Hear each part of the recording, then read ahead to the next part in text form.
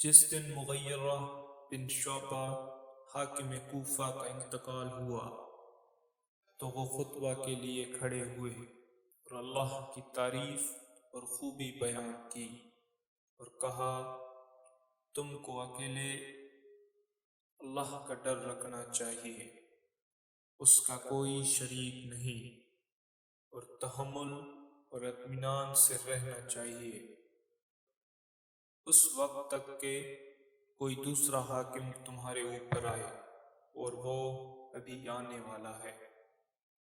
پھر فرمایا کہ اپنے مرنے والے حاکم کے لیے دعائے مغفرت کرو، کیونکہ وہ مغیرہ بھی معافی کو پسند کرتا تھا۔